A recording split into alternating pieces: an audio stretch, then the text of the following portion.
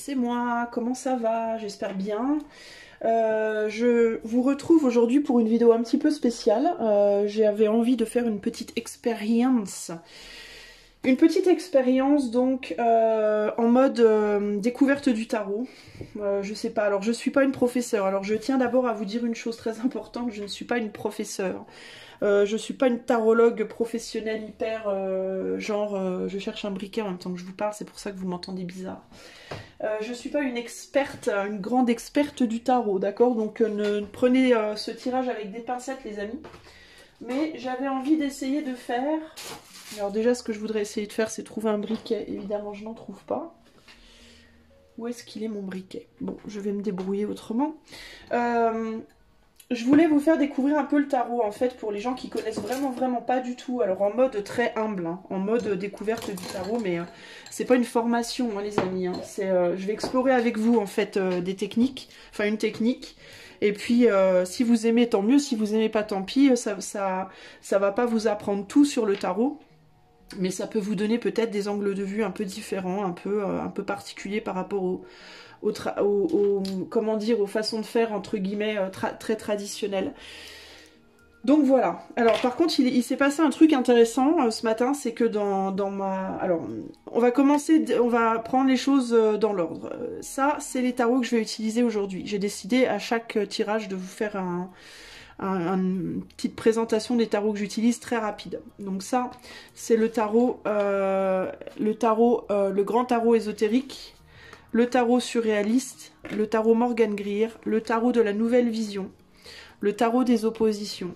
Et ça, c'est la Méodec. D'accord? Donc ça, c'est tous les tarots que je vais utiliser. Voilà.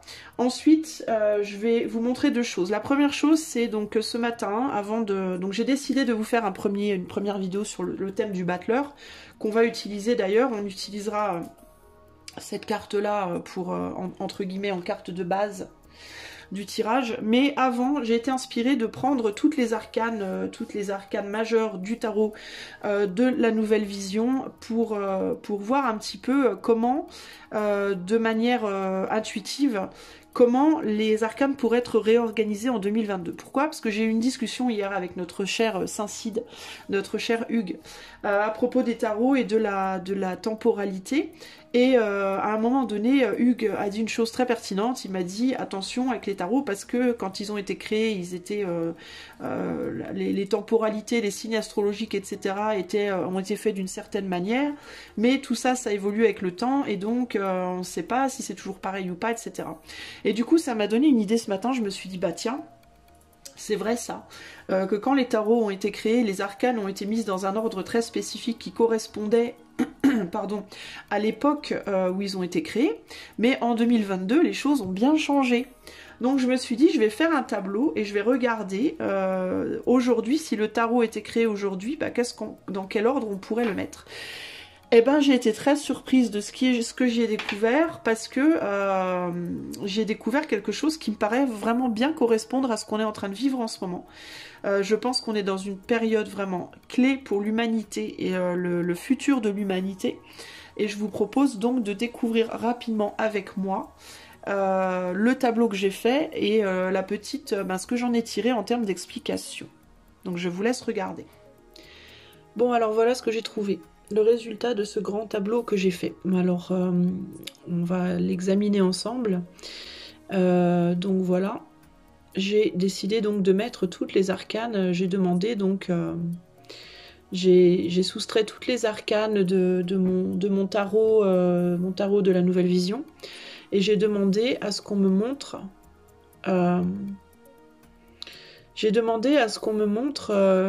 les arcanes telles qu'elles devraient être ordonnées aujourd'hui, en fait, en 2022. Parce que, évidemment, nous, on les connaît du battleur jusqu'au fou, ou alors du fou jusqu'au, je sais plus laquelle, le monde.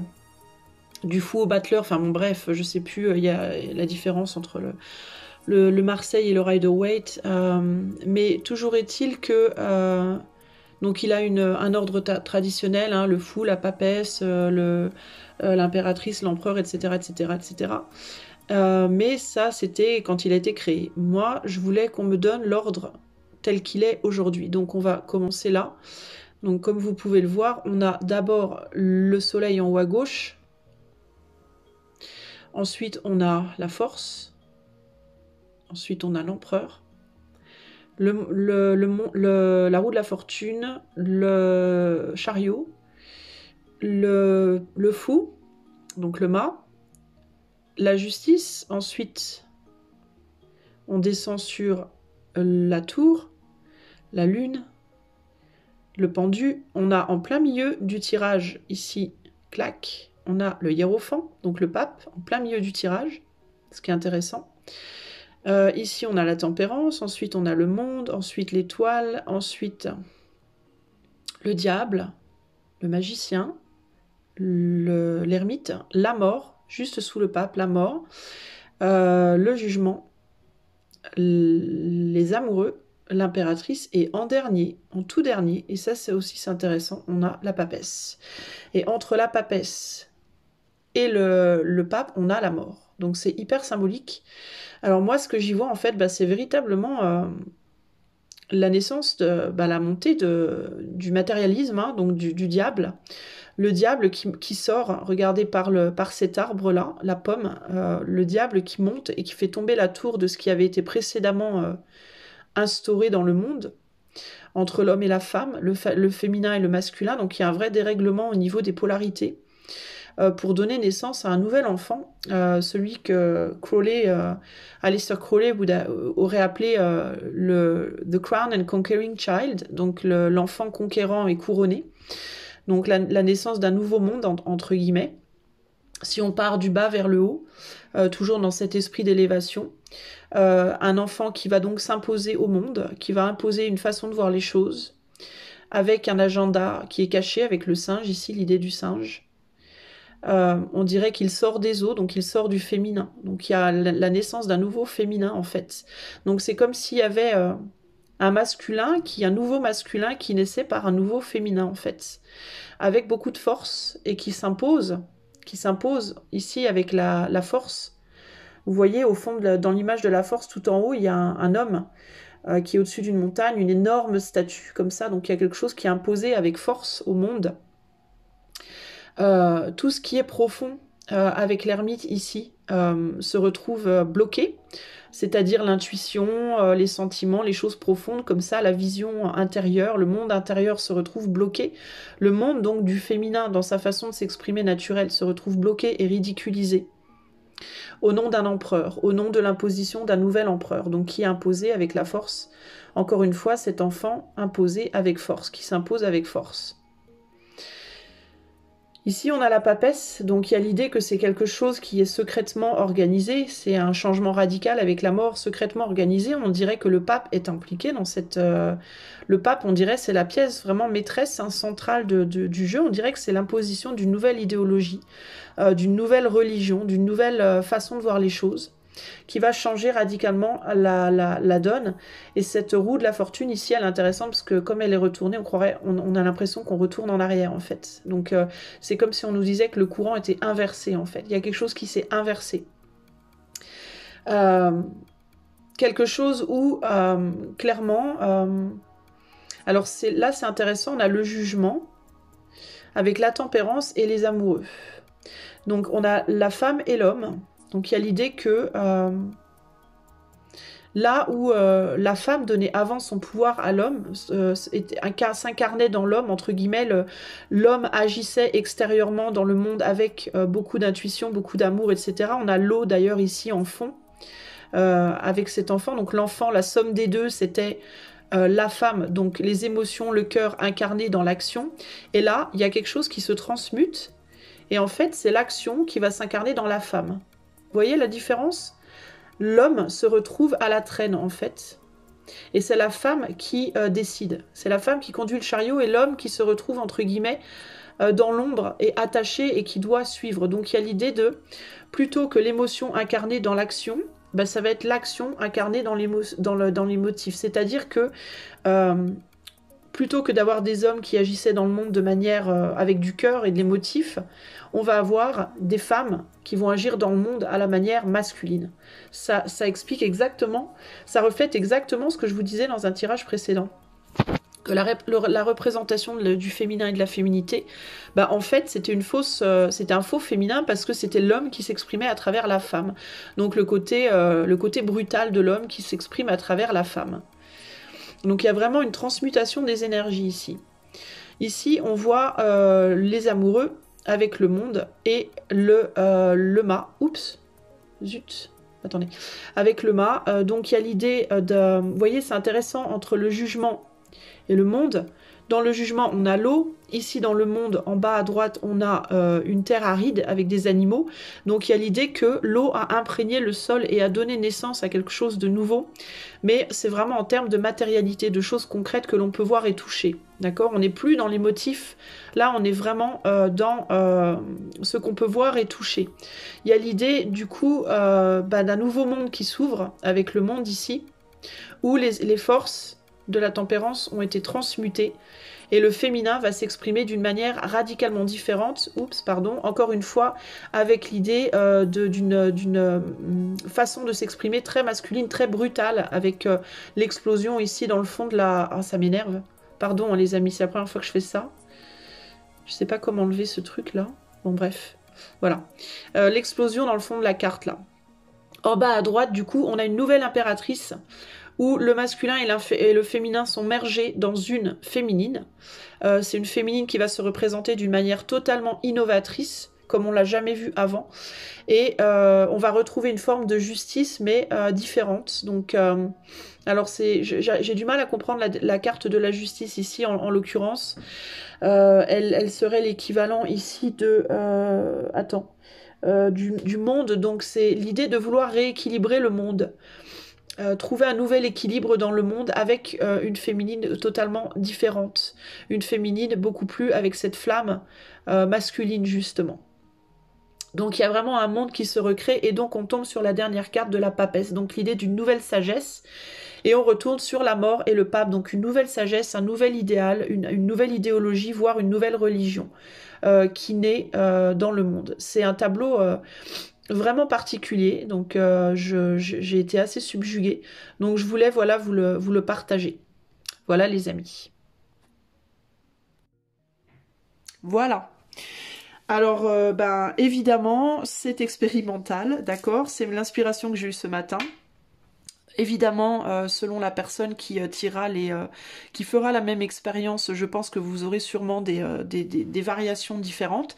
Alors n'hésitez pas, si vous êtes vous-même tarologue, cartomancien ou cartomancienne ou médium ou quoi que ce soit, si vous avez un tarot à faire l'expérience et peut-être même qu'on pourrait échanger nos trouvailles, ça pourrait être intéressant. Vous pourriez me laisser dans les commentaires si vous voulez vos trouvailles, comme ça tout le monde peut en profiter. Sinon vous pouvez vous joindre à nous dans le chat WhatsApp que j'ai, le groupe WhatsApp que j'ai créé, Isaloïne, le groupe sur WhatsApp.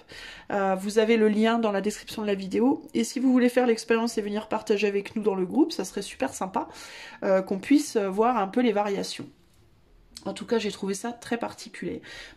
Donc, je vais enlever tous mes tarots et on va essayer de parler du battleur. Donc il y avait une position très intéressante dans le tableau que j'ai fait. On va voir, donc il y avait l'idée du masculin qui se présente d'une manière totalement nouvelle, mais qui ne montre qu'une façade. Et en effet, avec le singe là, avec le battleur ici, on peut bien voir qu'il cache quelque chose, entre guillemets. Il y a un tour de passe-passe qui est fait. Et je pense que ça a à voir avec l'intégration du masculin dans le féminin. Donc pour moi, il y a vraiment quelque chose qui se renverse. J'ai décidé de prendre le battleur sous 3 aspects différents. Le magicien du tarot surréaliste, le magicien du grand tarot ésotérique et le magicien du Morgan Greer. Pour essayer d'en discuter. Alors la carte du magicien, de manière traditionnelle, alors je répète, je ne suis pas tarologue, je ne suis pas une spécialiste du tarot, je vous dis vraiment par rapport à ce que moi je connais. Donc pour les gens qui s'y connaissent hyper bien, soyez indulgents s'il vous plaît, j'ai pas la prétention de venir faire une formation de tarot ici, je discute juste les arcanes avec vous. N'hésitez pas à me dire dans les commentaires si ça vous plaît ou pas comme concept. Donc on voit bien ici le magicien, je vous parlais dans le grand tableau que j'ai fait précédemment du Crown and Conquering Child de Crowley, donc l'enfant conquérant et couronné et conquérant, qu'on voit bien ici, que je retrouve bien ici. Il y a vraiment cette image ici du Crown and Conquering Child qui est né d'une coupe, hein, donc qui est né de l'émotion, de l'amour, des sentiments, du féminin, clairement. Alors c'est intéressant parce que il y a l'idée ici avec ce battleur là. Le battleur traditionnellement c'est le début, c'est la carte 1, c'est la première arcane majeure des 22 cartes. Il y a l'idée ici de, alors dans certains tarots ça peut être le fou qui est représenté comme carte de base parce que le fou c'est ou la carte 22 ou la carte où il n'y a pas de numéro ou alors la carte 0. Donc on la place différemment selon les tarots. Ici, en l'occurrence, la première carte, c'est le consultant, donc le battleur. Donc, on a une représentation de quelqu'un qui démarre. Alors, là, le démarrage d'une nouvelle relation, d'une nouvelle entreprise, d'un nouveau projet ou d'une nouvelle version de soi, même, pourquoi pas. Il y a l'idée de rentrer en action. Il y a l'idée d'avoir tous les outils à sa disposition ici pour faire les choses. Donc, avec la coupe, on a donc les sentiments, les motifs. Avec l'épée, on a le mental. Avec le bâton, l'action. Le feu, l'action. L'épée, c'est l'air et le mental. La coupe, c'est l'eau et les émotions. Et le pentacle, c'est donc la terre et le matériel. Donc, on a l'idée d'un battleur d'un magicien ou un battleur. Elle est appelée le magicien ou le battleur selon les tarots. Qui a donc tous les éléments en main pour pouvoir réaliser ses souhaits et se réaliser lui-même. Réaliser la vie idéale. Donc traditionnellement c'est représenté comme le début d'un nouveau projet. C'est une carte qui est assez rapide en termes de temporalité. C'est une carte aussi qui peut dénoter ou bien une maturité pour faire les choses, mais elle peut dénoter aussi, selon comment elle est positionnée dans les tarots et selon comment elle est aspectée, justement une immaturité par rapport au fait d'agir. Il y a l'idée de est-ce qu'on va agir avec maturité ou avec immaturité, qu'est-ce qu'on va montrer de soi. Et avec cette carte-là de la nouvelle vision, il y a vraiment cette idée aussi de paraître. Est-ce qu'on va être immature ou mature dans sa façon de se présenter au monde? Voilà. Est-ce qu'on va présenter le côté aussi le malin, entre guillemets, le malin, vous voyez de quoi je parle, ou le côté plus sain, hein, plus élevé, le côté plus terrestre ou plus élevé de soi. On a chaque arcane et chaque carte dans le tarot évidemment a deux polarités, une polarité plutôt dark et une polarité plutôt lumineuse, donc qui ressort selon comment elle est positionnée. D'où l'importance quand on fait les cartes de vraiment toujours considérer les cartes alentour et pas juste la carte pour elle-même, mais aussi comment elle est aspectée et influencée par les autres et si possible aussi du coup le côté intuitif par rapport à l'énergie qui émane, qui ressort d'un tirage. Ici on a l'idée avec ces trois battleurs. On a en même temps le côté, on a un battleur qui évolue, on dirait qu'il évolue en âge et qu'il évolue justement en maturité. On commence ici avec un très jeune battleur qui est plus un enfant, l'enfant roi entre guillemets, hein, qui correspond bien à notre époque, l'enfant roi qui décide de tout, qui a très peu finalement qui est très peu guidé, hein, que l'on guide principalement avec les sentiments, l'amour, les motifs finalement, puisqu'on a une figure plutôt maternelle ici qui sort d'une coupe, hein, donc plutôt guidé par l'amour et la volonté de voir cet enfant heureux, libre et couronné entre guillemets, fort, puissant, là tout paré de rouge et d'or, donc l'enfant précieux, l'enfant roi, l'enfant qui décide aussi avec son bâton. Je trouve que c'est très en fait adapté à l'époque qu'on vit, hein, où les enfants ont leur mot à dire presque plus que les parents aujourd'hui. Pas pour tout le monde, hein. Il y a encore des familles qui fonctionnent encore à l'ancienne entre guillemets, en mode c'est papa et maman qui décident et l'enfant qui obéit. De plus en plus dans les familles aujourd'hui et dans les pays, il y a des interdictions de punir, des interdictions de ci, de ça. Et l'enfant devient de plus en plus en effet l'enfant roi, l'enfant décideur, hein, l'enfant qui a un maximum de liberté avec tout ce qui est là les écoles, comment ça s'appelle là, les écoles... J'arrive plus à me souvenir du nom. savez, les écoles où les enfants peuvent apprendre à leur rythme, comme ils veulent, on les oblige à rien. C'est pas une mauvaise chose pour moi. Hein. Il y a quand même besoin d'un certain encadrement. Il y a une tendance quand même à laisser les enfants faire vraiment un peu tout ce qu'ils veulent quand ils veulent. Mais bon, ça c'est mon point de vue perso, je veux pas y injecter mon point de vue perso, mais de manière globale, on est vraiment sur une nouvelle manière d'éduquer l'enfant. Donc on a l'enfant qui est très relié à la mère aussi, très relié à l'émotionnel et qui fonctionne beaucoup par rapport à l'émotionnel. Là, on a un enfant du coup qui a pris un petit peu en maturité et qui devient adolescent et qui de part en répercussion en fait à cette éducation très basée sur les sentiments, hein, surtout, plus finalement que sur le matériel, quoique au niveau matériel, on peut parler d'un matériel plutôt qui n'est pas vraiment qui ne sert pas vraiment à faire des choses, mais qui est plus un matériel exprimé en termes d'apparence et de choses superflues.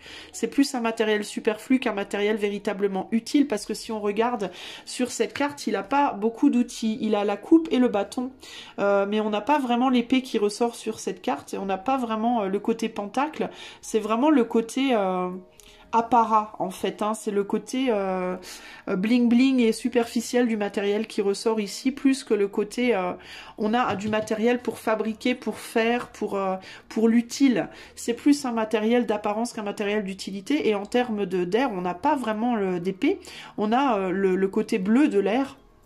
Donc le côté mental, encore une fois, est utilisé de manière très très abstraite et pas véritablement en termes d'intelligence, justement, pour manipuler le matériel de manière intelligente. Donc c'est assez particulier. On a bien le bâton qui est représenté dans sa forme de bâton, donc d'action, et on a bien l'émotionnel qui est représenté et mélangé beaucoup aussi à l'air, parce que c'est un émotionnel assez éthéré finalement. Donc il y a l'idée ici de... On rentre dans le battleur quand même avec des outils qui sont utilisés de manière très différente. Et il y a l'idée d'un jeune enfant qui mature, qui est un peu plus adolescent, ici un peu plus mature, mais qui du coup est assez colérique, hein. On a beaucoup de rouge au niveau des chakras, c'est intéressant parce que c'est comme si on avait la représentation des chakras ici. 1, 2, 3, 4, 5, 6, quoi qu'il en manque un. Normalement il y en a 7. On pourrait dire que le 7e c'est le 8 peut-être, la couronne. Mais on n'est que dans le rouge. Donc il y a l'idée que les chakras sont tous représentés par le chakra racine. C'est comme si... chaque chakra, en fait, se manifestait, mais à travers du chakra racine. Donc encore cette idée de matérialité qui est mal utilisée et qui est enveloppante, qui enveloppe des pieds à la tête finalement, et qui est... mal utilisé du fait peut-être qu'il y a eu trop d'autorisation, trop de sentimental et peut-être un manque d'encadrement à la base. Il y a l'idée d'un battleur qui grandit en mode colérique, un peu colérique et capricieux ici, hein. Alors il a la clé, la croix ankh de... Je sais pas ce qu'elle veut dire la croix ankh, mais je pense que ça a une signification. Je connais plus la signification exacte de la croix ankh, donc si vous la connaissez, dites-la moi. Je l'ai su, mais je m'en souviens plus. Je sais pas si c'est pas l'idée de transformation, de transmutation, quelque chose comme ça. On a un battleur qui du coup là est dévêtu aussi. Il a intégré le matériel extérieur comme quelque chose qui est fondamental à son fonctionnement, puisque le manteau, la veste rouge est devenue, s'est imprégné dans ses chakras. Donc c'est un battleur qui est vraiment très influencé par le côté matériel justement. Alors le rouge c'est la passion, mais comme ici c'est représenté en apparat, c'est représenté un peu en pentacle. Le lord du pentacle, ben du coup c'est comme si cet enfant grandissait avec une toute puissance au niveau émotionnel et l'intégration du matériel comme fondement de sa personne en fait, et qui se reflète dans chacun de ses chakras. Il a un regard d'ailleurs assez dur, hein, ce battleur ici, il a un regard assez froid. Donc il y a l'idée d'un battleur qui va se manifester, du coup qui va construire les choses dans le monde de manière ici un peu, ici comme l'enfant roi, hein, au stade enfant, un peu comme l'enfant roi. Il se construit comme enfant roi et du coup ça se répercute dans sa construction adolescente. Donc basé beaucoup sur le matériel, la sexualité, la volonté forte, brutale du masculin, plutôt que le féminin. D'ailleurs on a très peu de représentations représentation du féminin ici, hein, véritablement. Il y a quand même peu d'émotions, quoi. Ça pourrait être ici le féminin, la religion, mais du coup c'est représenté, si on se positionne comme lui, c'est représenté dans sa main droite et pas dans la main gauche. La main gauche, elle, c'est le bâton, l'action, la sexualité. La main droite, du coup, qui normalement est censée représenter plutôt le masculin. Donc c'est une spiritualité qui va être représentée d'une manière assez froide, je pense. Ici, dans l'âge, on passe d'un battleur plutôt adolescent et plutôt un peu brutal en un battleur beaucoup plus mature. On voit ici que ses cheveux ici sont dorés. Donc il y a l'idée de une couronne assez superficielle quand même, parce qu'on retrouve l'or du pentacle pour moi dans les cheveux. Donc il y a l'idée quand même de quelqu'un qui intègre sa valeur de manière, encore une fois, avec le soleil assez masculine finalement. En tout cas, c'est comme ça que moi je l'interprète. Alors encore une fois, si vous êtes hyper traditionnaliste par rapport au tarot, et que vous vous dites, mais elle est complètement barrée cette meuf, je fais une représentation, j'explique ce que j'y vois par rapport à mon intuitif, hein, pas par rapport au tarot traditionnel. Donc voilà, que les choses soient claires. Ici, c'est intéressant, on a un masculin qui est beaucoup plus, qui a passé du cheveu blond aux cheveux très noirs, très bruns, les yeux noirs, la moustache noire, enfin tout est très sombre. Encore une fois, très enveloppé dans le côté passionnel des choses, mais beaucoup plus traditionnel. Donc il y a l'idée quand même d'un passage, que cette agressivité est un passage. On a quand même quelqu'un qui s'adoucit avec l'âge ici, et qui passe des cheveux blonds aux cheveux noirs. Le noir, donc la polarité dans le yin-yang la plus féminine, évidemment, enfin la plus féminine, la polarité féminine. Donc il y a l'idée de quelque chose qui s'équilibre avec l'expérience. Donc le féminin, avec l'expérience, se retrouve réintégré, et il y a l'idée qu'avec le temps, on arrive à équilibrer les choses et à retrouver la capacité de réintégrer tous les éléments. Donc je pense que là on a bien véritablement la crise d'adolescence entre guillemets du battleur, et le côté on commence en mode très choyé, très chouchouté, un peu surprotégé, on arrive à une adolescence tourmentée et pour maturer en fait avec l'âge, pour avancer vers quelque chose de beaucoup plus solide, de beaucoup plus concret avec ce magicien du Morgan Greer. Donc on a bien toutes les facettes du battleur. Donc selon comment il se présente dans votre jeu de tarot, dans votre question, dans votre jeu par rapport aux questions que vous vous posez, vous avez différentes facettes, hein. Vous avez l'enfant surprotégé, un peu choyé, qui commence dans la vie avec tous les éléments, avec beaucoup d'amour. À notre époque, peut-être avec un manque d'équilibre au niveau de comment la représentation matérielle, comment elle fonctionne dans notre monde, la représentation du mental aussi. Peut-être un peu trop d'émotionnel, justement, parce que l'émotion ici est vraiment tout puissant. L'émotionnel et le côté pentacle, l'émotionnel et le matériel en fait qui se confrontent un peu d'une manière assez brutale. Ici donc est l'enfant qui veut agir sur l'émotion, qui veut contrôler l'émotion avec le matériel aussi. Ici, on évolue dans un battleur du coup avec une crise d'adolescence assez brutale, assez dure, et pour arriver enfin à un magicien qui est beaucoup plus zen, d'accord, beaucoup plus zen, beaucoup plus apaisé, beaucoup plus mature par l'expérience. Donc ça nous donne bien des facettes différentes du battleur et comment il peut être aspecté dans un tirage aussi. Il peut être aspecté d'une manière assez immature, il peut être aspecté d'une manière assez brutale, il peut être aspecté d'une manière beaucoup plus mature et beaucoup plus douce, avec un féminin, masculin-féminin beaucoup mieux intégré. Voilà ce que je voulais vous en dire. Maintenant, je vais faire un tirage sur le battleur, sur le sujet du battleur, pour qu'on me dise comment lui... enfin ce que lui aurait envie de dire par rapport à lui-même en fait. Peut-être ce qu'on ne voit pas par rapport au battleur. Les aspects que peut-être on néglige, enfin je vais le remettre là en fait, plutôt que le mettre sur le tapis. Voilà. Alors qu'est-ce que ce battleur, je peux même le positionner comme ça. J'essaie de faire un truc chouette. Hein. Qu'est-ce que ce battleur aurait envie de dire par rapport à lui-même? Quels aspects du battleur on devrait vraiment noter en termes de ce qu'on doit en connaître? Parce qu'il y a vraiment cette idée ici de ce qu'on voit. ce qu'on voit de prime abord et puis ce qu'il y a derrière. Donc qu'est-ce qui est caché derrière le battleur que l'on devrait aussi prendre en compte? Je vais regarder ça avec le tarot des oppositions du coup. Alors j'ai pas choisi mes tarots en mode calculé, hein. Tiens d'ailleurs on a le... Ah non, ouais, si, on a le magicien qui ressort. J'ai choisi mes tarots de manière très instinctive. J'ai choisi très rapidement sans réfléchir. Donc, c'est pas un choix calculé du tout. Alors, qu'est-ce qu'on devrait voir de plus par rapport au battleur? Je sais pas trop comment mettre mes cartes. Pardon pour le chariot de linge qui passe dans la rue. Toujours très agréable, n'est-ce pas? Pardon si je parle un petit peu fort, je le fais pas exprès, mais c'est parce que je suis à moitié sourde, parce que je suis malade. Donc j'entends pas bien. Alors, on a le 8 d'épée, on a à nouveau donc notre battleur, on a le roi d'épée, on a la tour, le cavalier de pentacle et le 3 d'épée.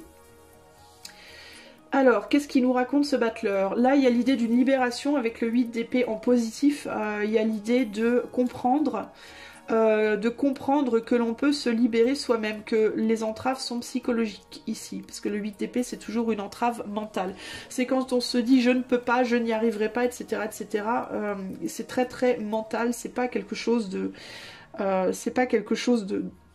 de concret, c'est simplement qu'on ne se sent pas capable d'assumer les conséquences de quelque chose.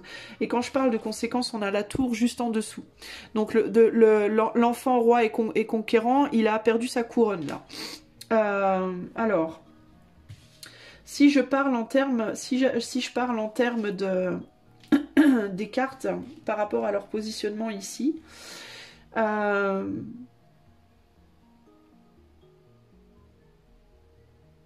qu'est-ce que ça pourrait nous dire? J'essaye de voir les corrélations qui pourraient me venir. Je vais essayer déjà d'interpréter le tirage.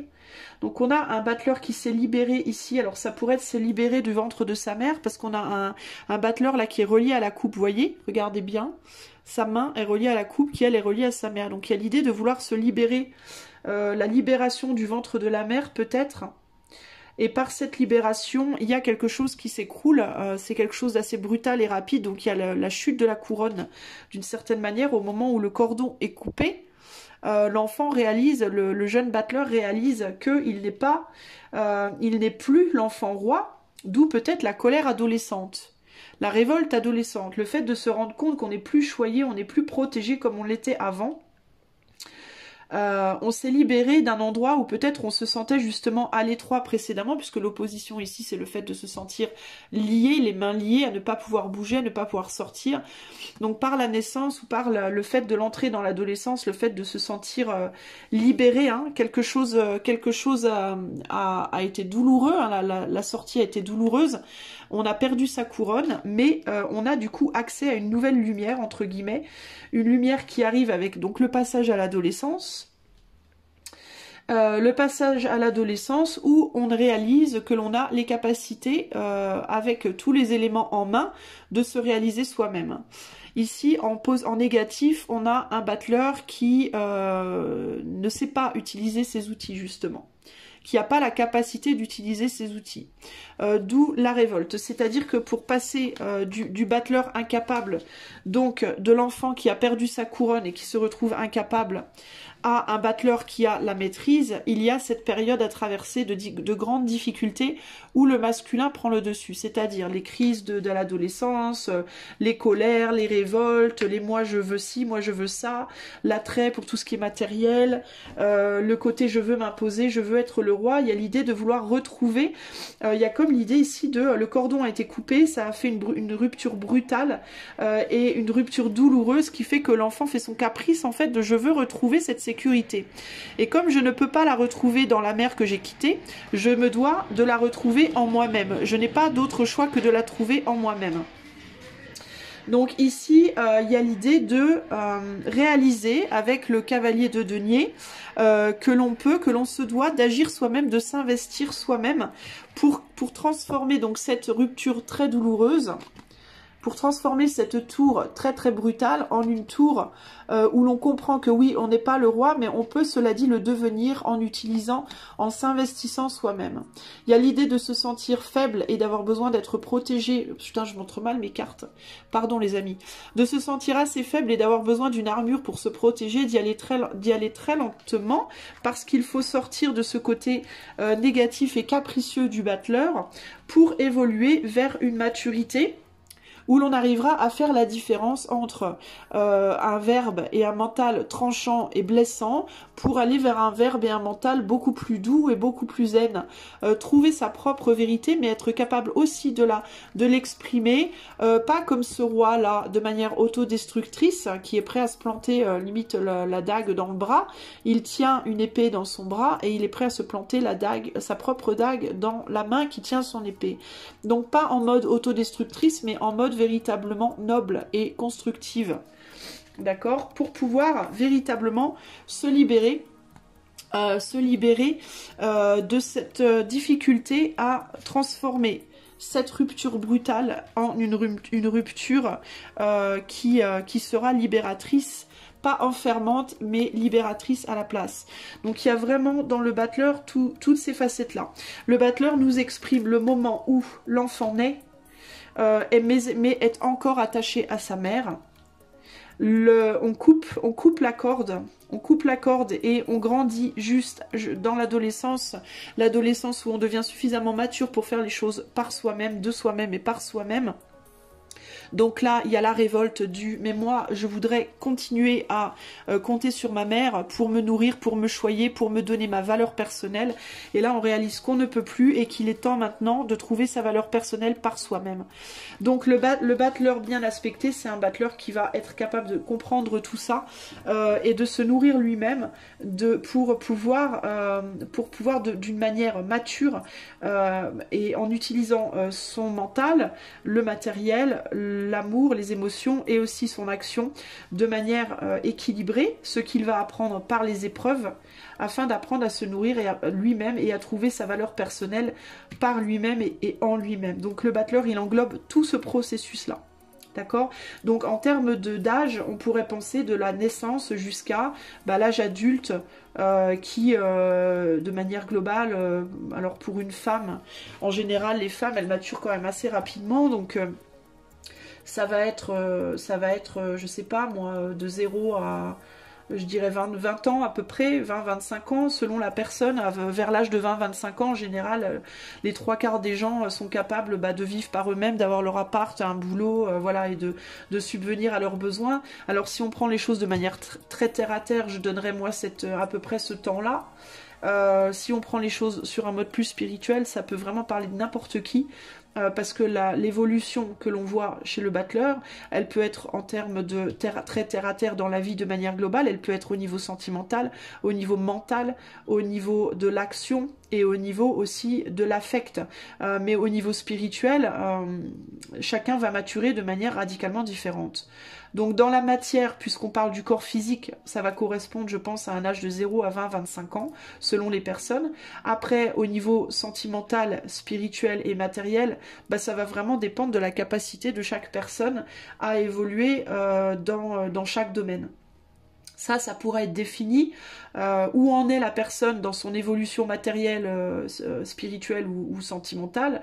Ça pourrait être défini par justement les cartes de pentacle, d'épée et de coupe qui environnent la personne dans le cadre d'un tirage fait sur la personnalité de quelqu'un et son chemin de vie par exemple. Voilà ce que je peux vous dire par rapport au battleur. Je voulais sortir aussi quelques cartes de l'améodec pour essayer d'y voir un peu plus clair en termes de peut-être de numérologie ou d'astrologie. J'essaie de vous faire un truc assez complet. Donc pour les gens qui voulaient savoir quelle était exactement la signification du battleur, vous voyez ce que ça représente. C'est le fait de se réaliser en fait. Hein. C'est la période où on se réalise par l'autre, par soi-même et la transition entre les deux. Le fait de se réaliser par l'autre, par soi-même et la transition entre les deux. Par l'autre, c'est la mère, le père, mais ça peut être aussi, dans le cadre d'une relation affective, les histoires de codépendance, les sujets de codépendance. Ici, on peut voir typiquement un battleur immature qui cherche encore à se réaliser par l'intermédiaire de son autre.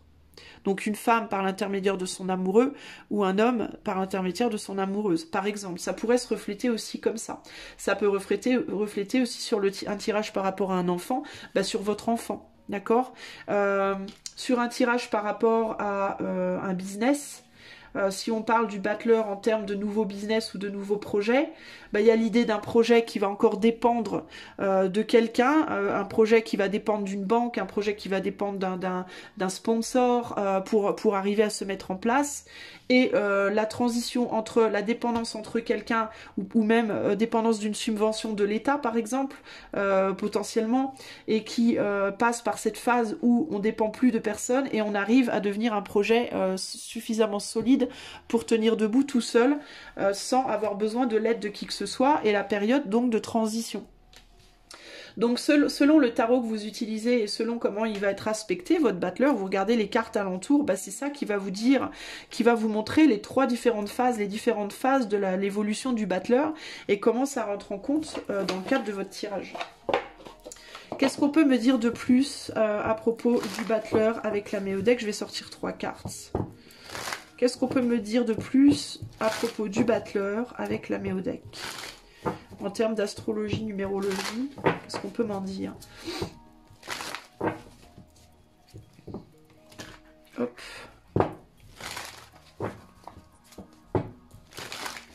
Alors, qu'est-ce qu'on peut me dire de plus à propos du battleur avec la Méo?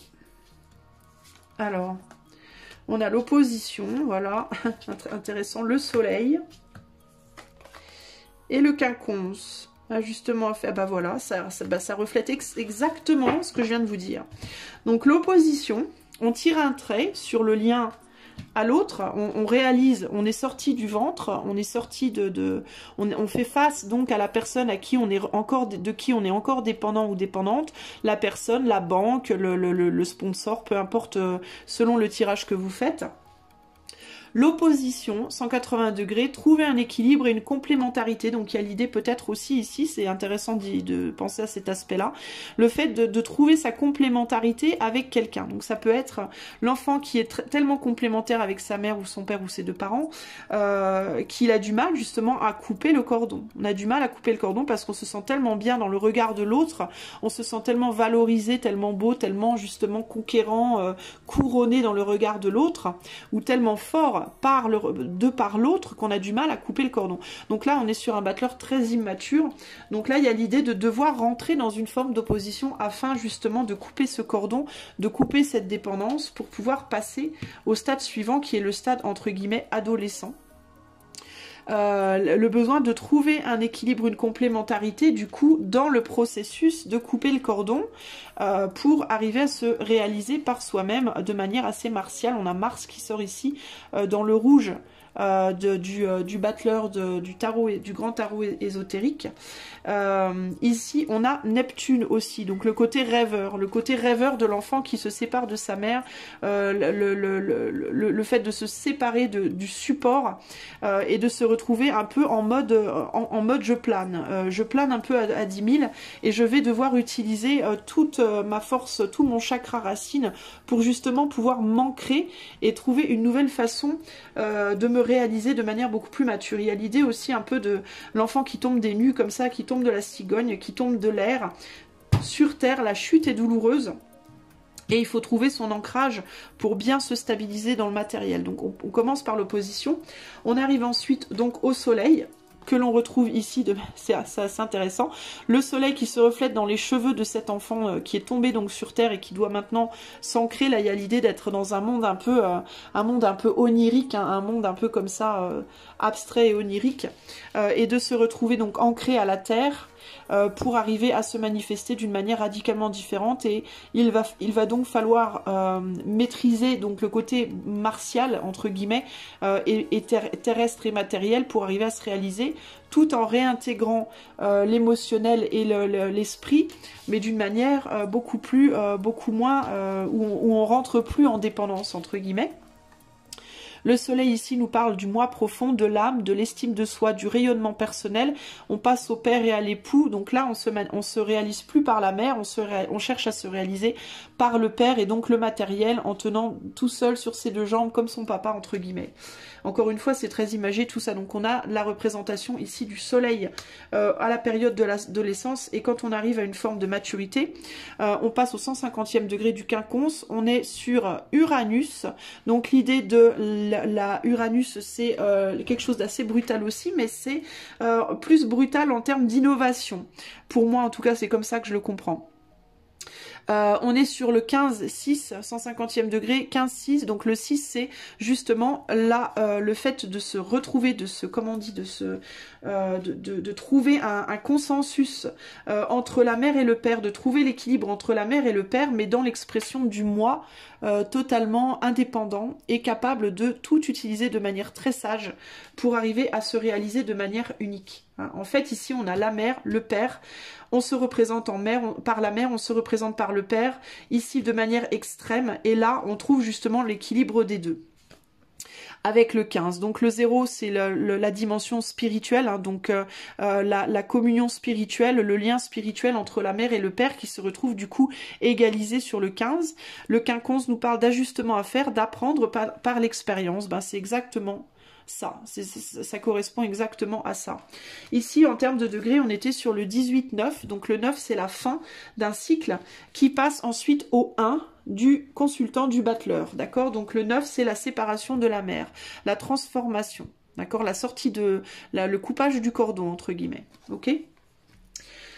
Voilà les amis ce que je peux vous dire sur le battleur. Je vais m'arrêter là, je ne veux pas faire un truc trop long, trop lourd. Je pense que déjà il y a énormément d'informations que j'ai pu vous donner ici. Je trouve que j'ai choisi mes tarots de manière vraiment intuitive et tous...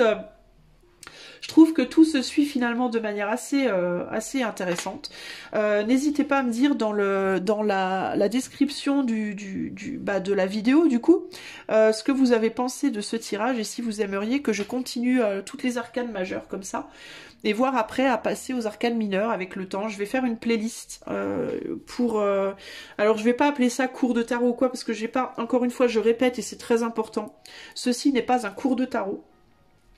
Ceci est mon étude entre guillemets personnelle du battleur que je vous partage. Voilà, vous en tirez ce que vous voulez, c'est absolument pas trop, c'est pas vraiment basé sur le tarot traditionnel, bien que j'essaye d'inclure le tout petit peu de connaissances que moi j'ai.